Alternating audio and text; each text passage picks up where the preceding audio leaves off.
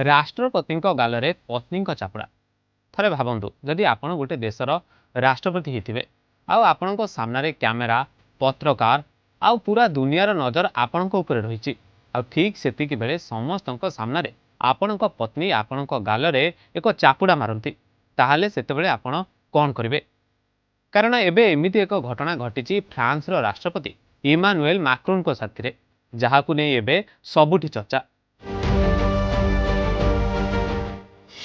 राष्ट्रपति गाल पत्नी चापुड़ा पुणी चर्चा फ्रांस राष्ट्रपति मैक्रोन पारिवारिक कलह एबे पदारे पड़ी चेहरा को लुचाइबा विमान भितर को चलीगले मैक्रोन।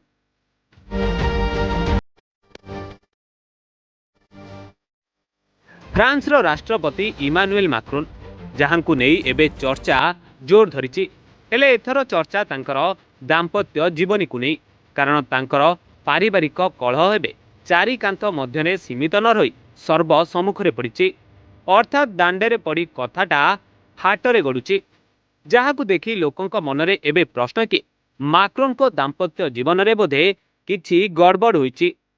मैक्रोन को ठारू 24 वर्ष बयस रे बड़ तांको पत्नी ब्रिजिट मैक्रोन समस्त उपस्थिति रे एवं गणमाध्यमर कैमेरा लेंस सम्मुखरे मैक्रोन को मुह को एमिति ठेली देइचंती कि जहाँ को नहीं सबुठी चर्चा हेची।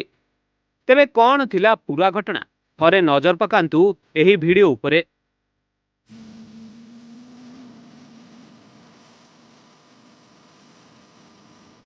फ्रांस राष्ट्रपति इमानुएल मैक्रोन वियतनाम गस्तरे तांकर स्वतंत्र विमान जोगे यात्रा करथिले। विमानटी मध्य गंतव्य स्थल रे पहुंची सारिथिला आ मैक्रोन को मध्य सेठारे स्वागत करबाकू समस्ते चाहि रहिथिले। गणमाध्यमर प्रतिनिधि माने मध्य मैक्रोन को प्रथम झलक को कैमेरा रे कैद करबाकू विमानर द्वार को फोकस करी रखिथिले आउ अपेक्षा थिला केवल मैक्रोन को विमानर बाहर को आसीबाकू। किछि समय परे विमानर डोर तो खुलिला हेले मैक्रोन को मुहरे खुशी नथिला बरं तांको गालरे तांको पत्नी को हाथ बाजिबार देखिबाकू मिलिथिला आउ एहा परे मैक्रोन मध्य चमकी पड़िथिले कारण तांको नजर पड़िथिला बाहरे ठिया होइतिबा गणमाध्यम और सेमानंको कैमेरा उपरे। कैमेरा को देखि हाथ तो हलाइथिले हेले चेहरा को लुचाइबाकू पुणी थरे विमान भितर को चली जाइथिले मैक्रोन आउ जहा सबू कैमेरा रे कैद होई सारिथिला। यही वीडियो सोशल मीडिया रे भाइराल हेबा परे निया भली व्यापी जाइथिला जहाँ को प्रथमे राष्ट्रपति भवन एआई रो जादू बोली कहिथिले आउ एहा को फेक बोली मध्यम कहिथिले किंतु सबु सत जेतबेले सामना को आसिला से माने तांको स्टेटमेंट बदलाई दिथिले आउ कहिथिले एहा मजाक मजाक रे होइथिला बोली।